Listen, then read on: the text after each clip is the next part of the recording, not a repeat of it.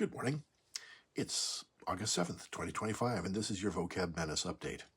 Today we're going to explore the difference and odd link between lemurs, lemures, and Lemuria. First up, you've seen lemurs on the Nature Channel, right? My 1939 Webster's Dictionary has fun things to say about these creatures. Lemurs are described as one of a small family of nocturnal quadruminous mammals, closely allied to monkeys, but somewhat resembling a fox in their elongated, pointed head and sharp, projecting muzzle. They inhabit Madagascar and the East Indies Islands. About that description of lemurs, quadruminous means having all 4 feet modified as hands, that is, having opposite digits. That sounds useful for tree climbing and other things. The Latin root for which lemurs are named is lemures. Lemures was in ancient Rome. Lemures were the spirits of the evil dead, or those who died an unnatural death and so found no rest in the grave. Ghosts, goblins. Lemurs were called lemurs because of their nocturnal habits, much like ghosts and the evil dead. You hardly ever see ghosts and goblins during the day because they all have night jobs. Now, Lemuria. Lemuria was a hypothetical submerged continent in the Indian Ocean, serving as a land bridge, thought to have existed formerly as the center from which lemurs were distributed. Distributed, that's Webster's words, not mine. Kind of sounds like they're dealing out cards or something.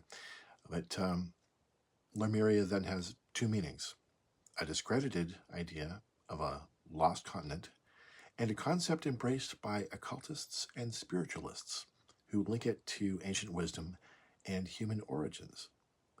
You might think of these as ancient ideas, but not as old as you may think. On the weekend, I was in a bookstore packed with rare books, many of which were printed in the 1850s to 1870s and on. Lemuria was proposed in the 1860s by a zoologist to explain the presence of lemurs in both Madagascar and India, suggesting a land bridge that had since dropped underwater. Lemuria is sometimes associated with Atlantis, too. Interesting myths. But this theory of a submerged continent was based on no understanding of continental drift and plate tectonics. And it's nonsense.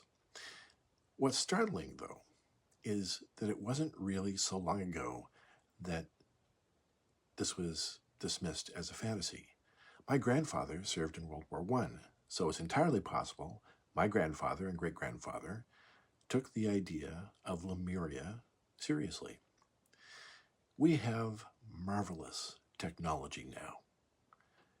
It's really miraculous technology that has developed exponentially over just a few short decades. Perhaps that's why it's so easy to forget that when my father was a child, for instance, many roads in his province were still just dirt. And the Old West was only a lifetime or 2 behind that. My dad died only last year, and once in a while, I still wish I could have introduced him to the wonders of virtual reality, say. A virtual reality headset would have blown his mind. Superman's Perry White, when excited, would say, "Great Caesar's ghost," or "Great shades of Elvis." Dad would be shook, and he would exclaim, "Holy rattlin' Moses." Anyway, I'm Robert Chaz Chute, a suspense novelist by night and day, and a vocab menace in between snacks. To support my work and enjoy fantastic fiction, check out links to all my novels on my author blog, allthatchaz.com. Chaz is spelled with 2 Z's, 2 Z's, if you're nasty. Happy Thursday, everybody.